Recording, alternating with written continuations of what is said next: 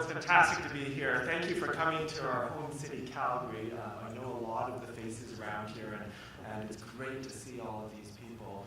And I didn't, the top 40 under 40, that was a secret, so it's out, so I apologize. All right, so I'm here to talk about metastatic renal cell carcinoma, treatments in metastatic renal cell carcinoma, a view from the International mRCC Database Consortium. And so before we begin, it's an information session only. These talks obviously don't replace medical advice from your oncologist or your urologist. And this is what we're going to talk about. We're going to talk about metastatic disease. So for those of you in the room with localized kidney cancer, where the kidney cancer is just in the kidney, this doesn't really apply to you as much, but it's nice to learn about. I'm talking about kidney cancer that's spread outside of the kidney, into the lungs, into the bone, or into the brain. And at that point, it's not brain cancer or lung cancer or bone cancer, it's kidney cancer that has spread to the brain or the bone or the lungs. I'll talk about some definitions because I think the medical community is really good at throwing around jargon, and so I'd like to clear some of that up. We'll talk about some of the drugs, how we sequence therapies, and all throughout the talk I'm going to sprinkle little bits of data here and there from the International mRCC Database Consortium to show you. So what is this IMDC? We're really, really lucky to host this. There are 4,500 patients with metastatic kidney disease, all treated with targeted therapy, from 25 institutions around the world in this database. And what this allows us to do is it allows us to look for treatment patterns, see who does really well, who doesn't do well, and how can we replicate that, the good things about those people in all people in the future, and how do we change treatment. So we've been very, very lucky to house that here in Canada, in Calgary, and we have lots of contributors worldwide, so I'm very, very, very, very grateful to them all around the world. Kidney cancer, you've probably heard, is driven by angiogenesis. So angiogenesis is new blood vessel formation. You can imagine as a tumor grows, it needs new blood vessels to form, to deliver oxygen, nutrients, minerals, and without those new blood vessels, then it doesn't have oxygen, nutrients, and minerals. And so what we've been able to do in the kidney cancer field is find drugs that help block the new formation of new blood vessels. So VEGF and mTOR, these are two pathways inside a cell that actually drive angiogenesis. So if you have a lot of VEGF, I'll talk about that in a bit, or mTOR in your body, that's not good. That's going to drive new blood vessel formation to allow your kidney cancer to grow. Thank goodness, over the course of the last 8 years, we've developed new targeted therapies, and we have targeted therapies available. So before, we just used to have interferon or interleukin, we have all of these treatments now. So these are the currently approved targeted therapies for metastatic renal cell carcinoma. You can break them down into two segments. You can break them down into VEGF inhibitors. VEGF stands for vascular endothelial growth factor. You don't really need to know that. It's just a driver of new blood vessel formation. Or mTOR inhibitors. mTOR stands for mammalian target rapamycin, so you don't need to know that either. But that also drives new blood vessel formation. And so there are 5 VEGF inhibitors available now, 2 mTOR inhibitors. So there's sunitinib, and the trade name is Sutent. So we always have 2 names for each drug, which can be a bit confusing. Pazopanib, the trade name is Votrient, Axitinib, or Lita, Sorafenib, or Nexavar, and bevacizumab, or Avastin. That one is an IV formulation that goes through the veins. All the rest are pills. For mTOR inhibitors, there are 2. There's everolimus, or Afinitor, the same thing. Temsirolimus, or Toracel, the same thing. And the last one, temsirolimus, that's also given through the veins, IV. And the other one, everolimus, is a pill. So that is currently what we have available. And so you can imagine, there are all these drug names floating around. How do we choose them? It's really, really hard. And so basically, some of the most common drugs are listed here. So the first drug that we usually start, the 2 most common drugs that we start are sunitinib. Pazopanib is also available. And the most common second-line drug that we start is everolimus, and axitinib is also available. There's a whole bunch of other things. So we talked about temsirolimus, sorafenib, bevacizumab. Dr. Alan Mohammed talked about IL-2, which is an immunotherapy. And so they're not as commonly used. And now we have all these new things undergoing clinical trial investigation. So cabozantinib, you heard Dr. Alan Mohammed talk about nivolumab, ipilimumab, vaccine therapies, PD-1 inhibitors. I'll talk about that near the end. But what I'm trying to show you here is that the landscape is really complicated.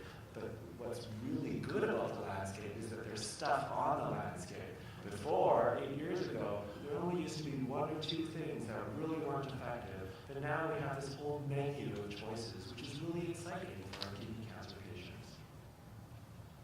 So let's talk about first-line therapy. So when someone says first-line therapy, what they mean, this is the first drug that's used to treat metastatic kidney cancer, the first drug that you're exposed to treat metastatic kidney cancer. And the most commonly used drugs for first-line treatment of kidney cancer, and I looked in the IMDC just not too long ago, is sunitinib, and now coming up is also pazopanib. And so those are some of the commonly used drugs. You could use other drugs as well, but in Canada and North America, those are probably the top 2 drugs available. For second-line therapy, second-line means this is the second drug that's used to treat metastatic kidney cancer after the first drug is no longer working. And so you've been on your first drug already and it stopped working, your kidney cancer is growing, so you go on to the second-line therapy. That's what second-line therapy means. And the most commonly used drugs include everolimus, axitinib. In other parts of the world, there's sorafenib use as well. And so those are the drugs that we use for second-line therapy, and they're pretty common. Third-line therapy. So we don't really talk about third-line therapy very much. The third-line drug used to treat metastatic kidney cancer after the second drug is no longer effective.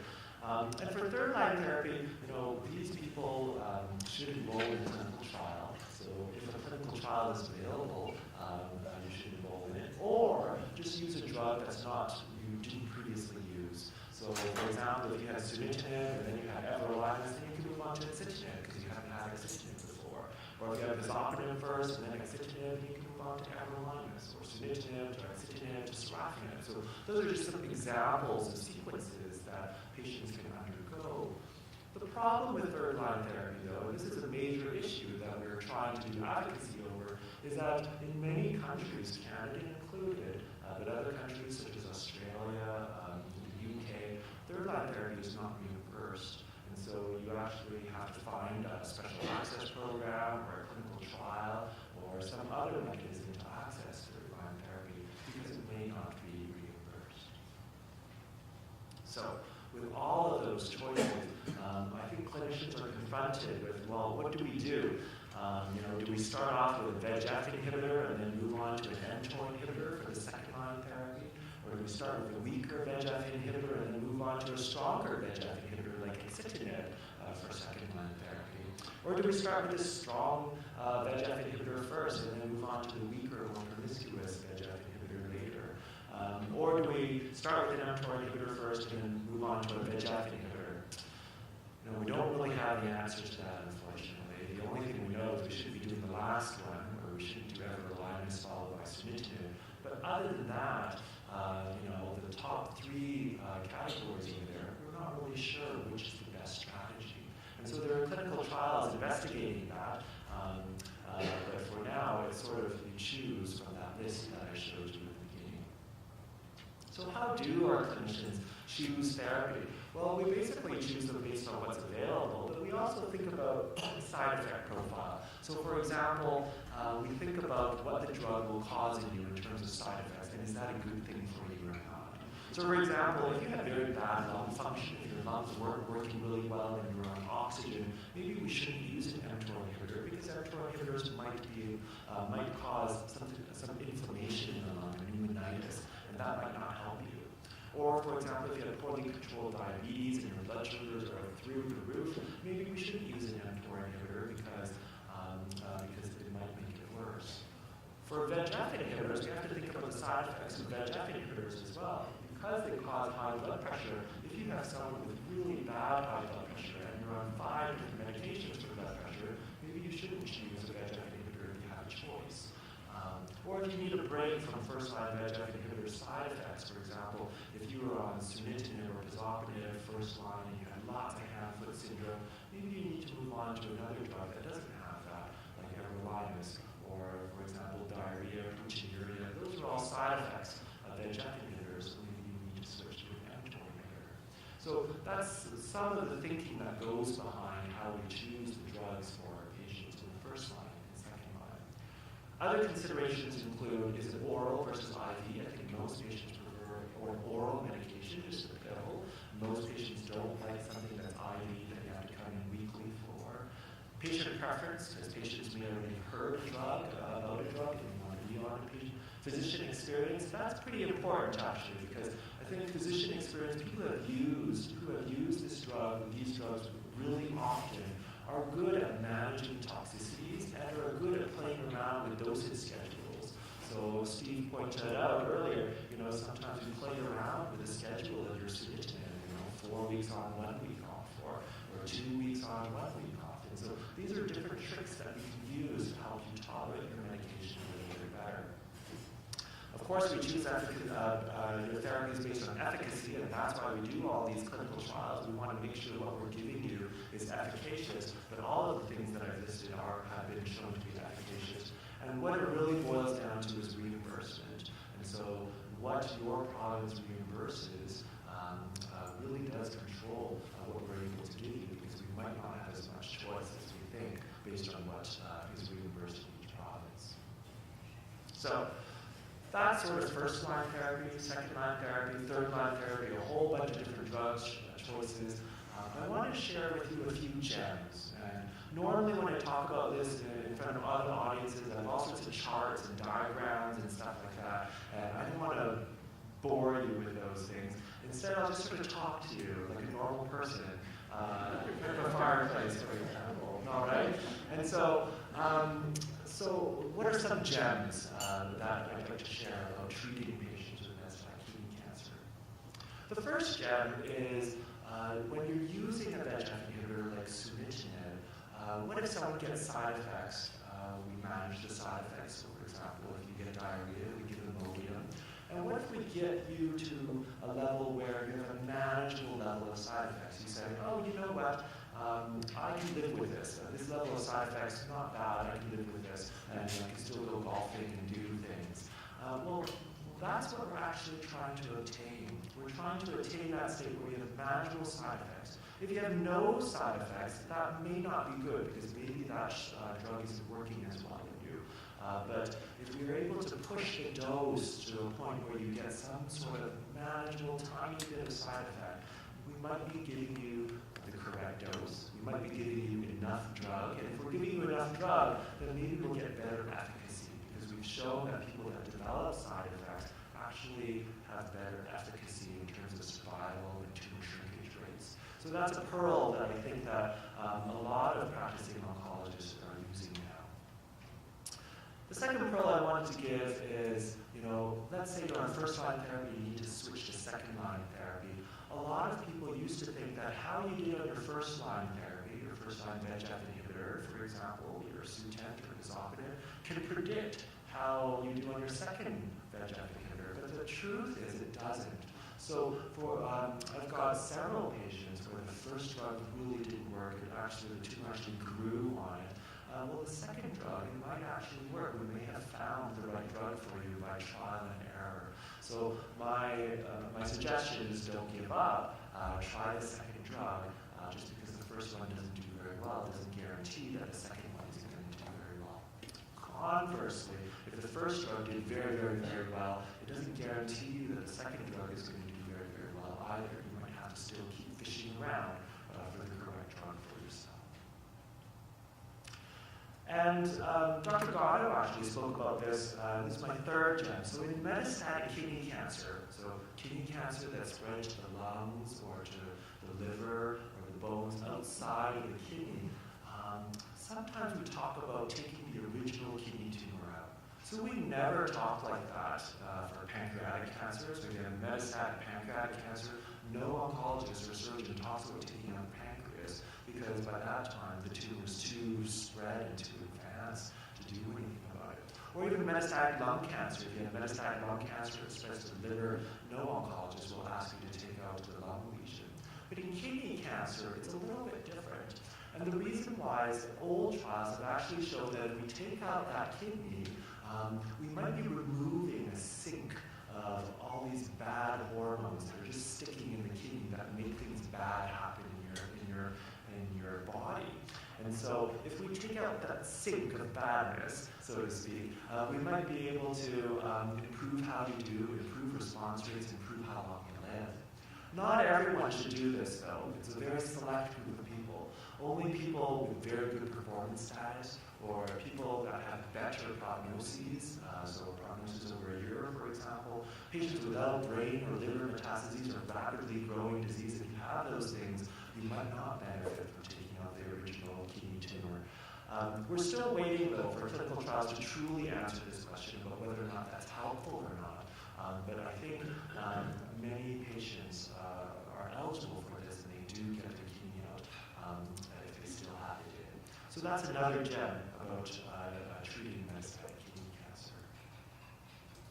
One thing I should add is, obviously, if most of your disease is outside, so for example, if you have 20 lung lesions and they're really big, a very big pancreas lesion and a brain lesion, maybe you shouldn't take out that kidney lesion because it won't make that much of an impact.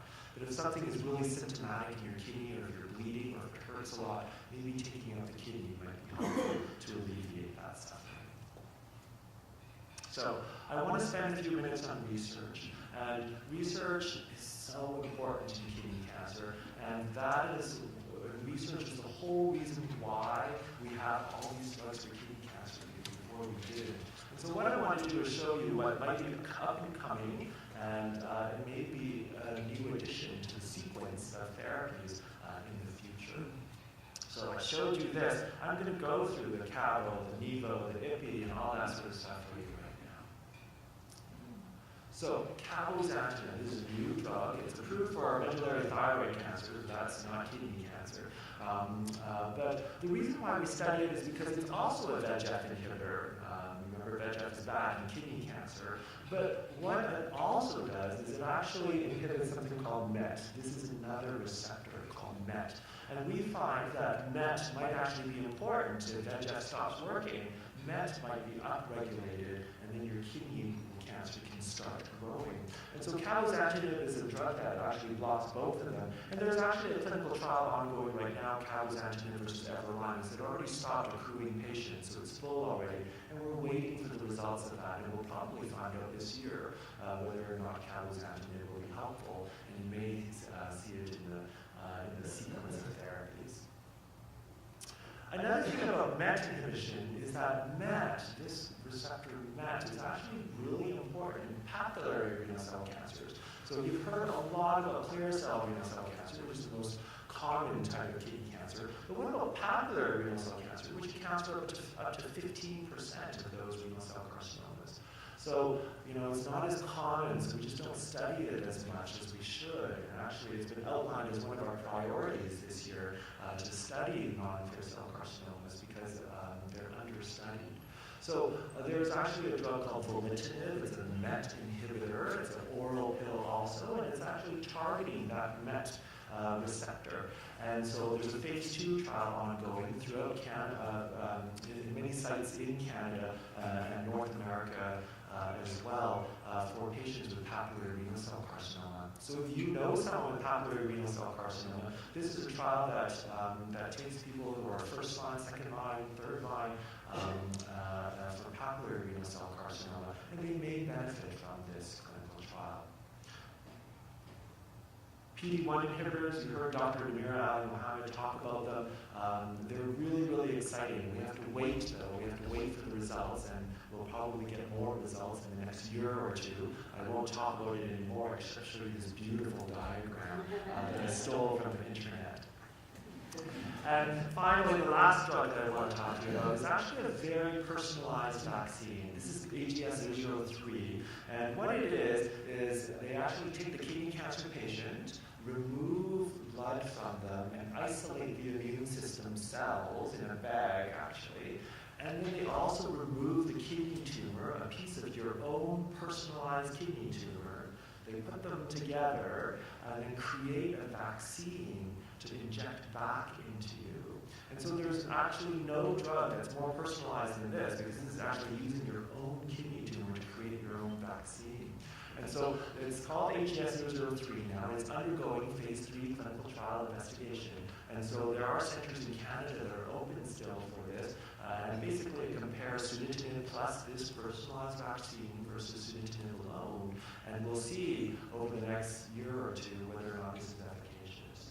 So these are all of the things that are happening right now, and just a smattering of things that are happening right now. And I think what we want for the future is to be able to tell you, you know, I know what sequence you should take. I'm going to have a blood biomarker, and if that blood biomarker tells me something, it will say, oh, maybe you should go on axitinib, or maybe you should go on a PD-1 inhibitor, maybe you should go on an everolimus drug. We currently don't have something like that. Right now, we just choose things based on how we tolerate things, for example. So in the future, we'd like to be able to have blood markers that tell us, you know, maybe you should use a VEGF inhibitor, maybe you should use an mTOR inhibitor, or if you have an immune marker that's positive, maybe you should use the vaccine or anti-PD-1 therapy, or if you have upregulation of MET, which is that papillary renal cell cancer thing, maybe we should use a MET inhibitor, or maybe we should use chemotherapy. So those are what we want in the future, tests to be able to tell us which drug we want to use. And so that's where research comes in. We want to be able to identify the best path for our patients. One of the ways of doing this is the Canadian Kidney Cancer Information System, actually. It's Canada-wide. Basically, it collects information about kidney cancer patients and helps answer important questions like, which drug is most helpful? Does surgery help? How can we predict if your treatment will be successful? And what we do is Canada-wide, we take all of this data and we actually put it into the International mRCC Database Consortium as a Canadian contribution to help answer these questions and look for these blood biomarkers. There's a consent form, so if you haven't filled out this consent form by your local urologist or a medical oncologist, ask for it, because they're probably a participant in this Canadian Kidney Cancer Information System, and that way we could use the data to help answer very important questions in the future. So research, I can't underscore enough, we can't do this without your help. Please think about enrolling in a clinical trial, or do enroll in a clinical trial. Expose yourself to cutting-edge therapies, and please help support the research efforts. Donate to the KCC, or ask your oncologist, how can I help you with RCC research? And that's how we can advance the field together. So, in conclusion, targeted therapy has doubled how long our patients survive. Targeted therapy shrinks tumors, it prevents the spread of new ones and creation of new tumors, and it makes people live twice as long now. Research is ongoing, and we need your help to help participate to move this research forward. And finally, we want to make people live longer, longer and longer, and turn metastatic kidney cancer into a chronic disease, something that's manageable, where you can still go golfing. That's my goal. And so please help us achieve it. Thank you very much.